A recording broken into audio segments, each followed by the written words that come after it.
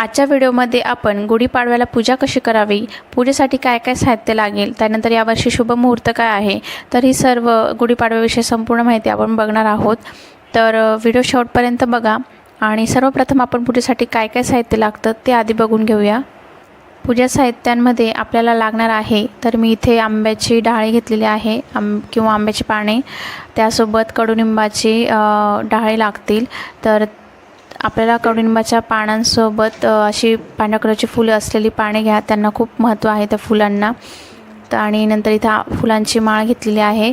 गुढीला बांधण्यासाठी साडी किंवा blouse piece, नंतर तांब्याचा तांब्या घेतलेला आहे, तुम्ही स्टीलचा किंवा चांदीचाही घेऊ शकतात। नंतर गुढी उभारण्यासाठी काठी घेतलेली आहे, नारळ घेतलेला आहे, फुले आहे, साखरेची माळ, नंतर कडुनिंबाचा प्रसाद इथे बनवून घेतलेला आहे। तो कसा बनवायचा याचा व्हिडिओ देखील आपल्या चॅनलवर आहे। नंतर गुढी बांधण्यासाठी किंवा साडी बांधण्यासाठी दोरी घेतलेली आहे, इथे सुतळीचा वापर करायचा नाही आहे। नंतर हळद, कुंकू, अक्षता, अगरबत्ती आणि निरांजन घेतलेले आहे। आणि जर पाटाची आवश्यकता असेल तर पाठी घेऊ शकता। तर हे सर्व साहित्य आपल्याला पूजेसाठी लागणार आहेत। गुढीपाडवा या सणापासून हिंदू नवीन वर्षाची सुरुवात होत असते। चैत्र महिना हा सनातन धर्मात अत्यंत पवित्र आणि महत्त्वाचा मानला जातो। चैत्र महिन्यातील शुक्ल पक्षातील प्रतिपदा तिथी हा हिंदू नवीन वर्षाचा पहिला दिवस आहे आणि या तारखेपासून चैत्र नवरात्रीचीही सुरुवात होत असते। या दिवशी म्हणजे मराठी समाजासाठी गुढीपाडव्याला अनन्यसाधारण महत्त्व आहे। संपूर्ण महाराष्ट्रात हा सण उत्साहात साजरा केला जातो। यंदा गुढीपाडव्याचा सण हा 19 मार्च रोजी येत आहे, म्हणजे गुरुवारच्या दिवशी। परंतु या दिवशी अमावस्या असल्यामुळे नक्की गुढी कधी उभारावी असा बऱ्याच जणांना प्रश्न आहे। तर 18 तारखेला अमावस्या प्रारंभ सकाळी 8:25 पासून होत आहे आणि दुसऱ्या दिवशी 19 तारखेला अमावस्या समाप्ती ही 6:53 पर्यंत आहे। तर आपल्याला 19 तारखेला गुरुवारच्या दिवशी गुढी ही सकाळी 6:53 नंतर उभारायची आहे। म्हणजे या चैत्र नवरात्रारंभ सुद्धा असतो, म्हणजे बऱ्याच जणांकडे घटस्थापना देखील केली जाते। जर तुमच्याकडे घटस्थापना केली जात असेल, नवरात्री साजरी केली जात असेल, तर तुम्ही या दिवशी 6:53 नंतर म्हणजे सकाळी 7 नंतर गुढी उभारायची आहे। त्याच्यानंतर तुम्ही घटस्थापना वगैरे करू शकतात। नंतर या दिवशी अभ्यंग स्नान केलं जातं। तर या सर्व ज्या शुभ गोष्टी आहेत किंवा गुढीपाडव्याचा सण आहे तर तो आपल्याला सकाळी 6:53 नंतर 19 तारखेला गुरुवारच्या दिवशी करायच्या आहेत।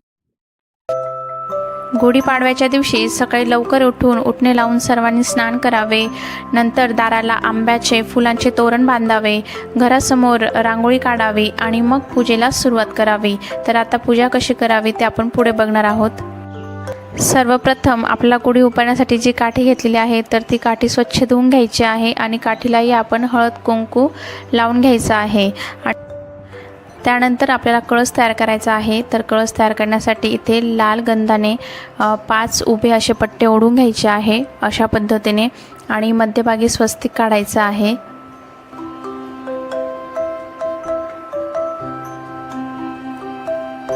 कॅमेरामध्ये तुम्हाला स्वस्तिक हे उलटे दिसत असेल, पण ते उलटे नाही आहे।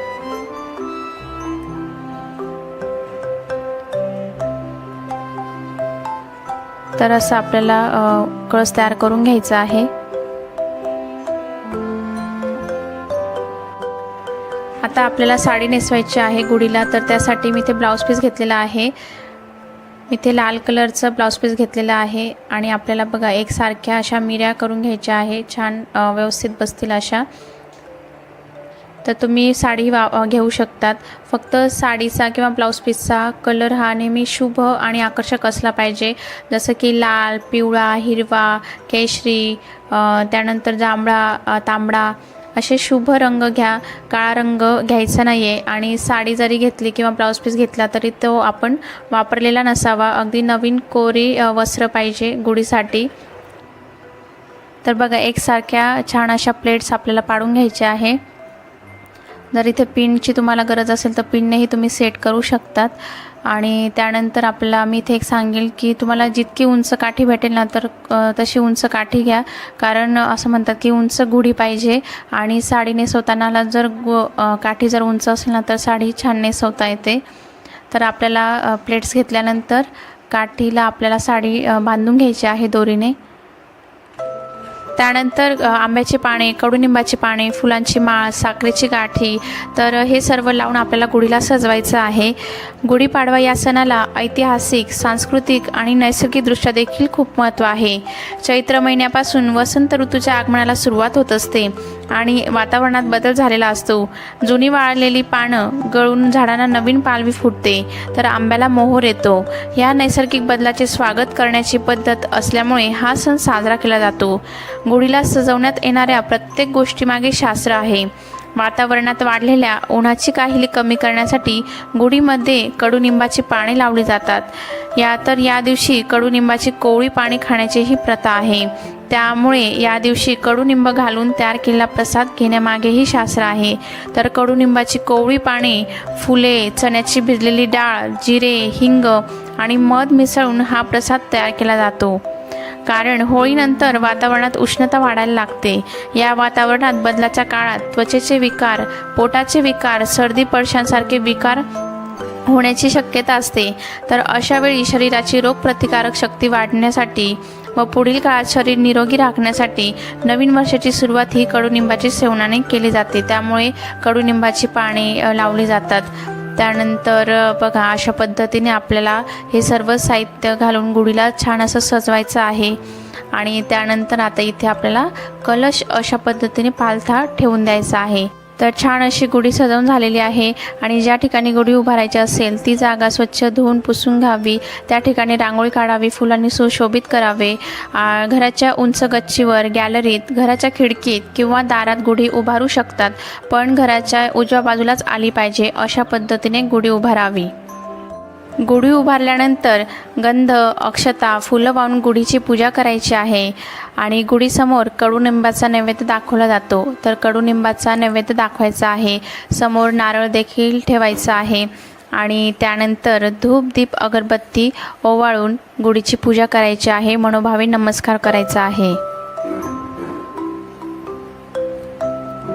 या दिवशी पुरणपोळी, श्रीखंडपुरी, बासुंदी, भजी, भाजीपुरी असा स्वयंपाक करून गुढीसमोर नैवेद्य दाखवला जातो. तर तसाही तुम्ही नैवेद्य दाखवू शकता दुपारी.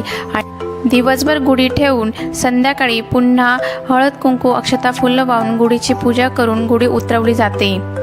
गुढी म्हणजे विजयध्वज आणि पाडवा म्हणजे प्रतिपदा तिथी. गुढीपाडव्याच्या निमित्ताने प्रत्येक घरात विजयाचे प्रतीक म्हणून गुढी सजवली जाते. तर या सणाशी संबंधित अशी एक मान्यता आहे की या दिवशी शालिवाहन नावाच्या कुंभार पुत्राने मातीच्या सैनिकांच्या सैन्याने आपल्या शत्रूवर विजय मिळवला होता. तर याच कारणामुळे शालिवाहन शक ही याच दिवशी सुरू होतो. तर अशा पद्धतीने गुढी उभारावी, गुढीची पूजा करावी. तर आपण हे सर्व प्रत्यक्ष व्हिडिओमध्ये बघितलेलं आहे. तर आजचा व्हिडिओ तुम्हाला कसा वाटला मला कमेंट करून नक्की सांगा. व्हिडिओ आवडल्यास लाईक, शेअर, कमेंट करून चॅनलला सबस्क्राईब करा आणि शेजारी दिलेल्या बेल आयकॉनलाही प्रेस करा. तर पुन्हा भेटूया अशाच एका नवीन व्हिडिओमध्ये. तुम्हाला सर्वांना येणाऱ्या गुढीपाडव्याच्या खूप खूप शुभेच्छा. धन्यवाद.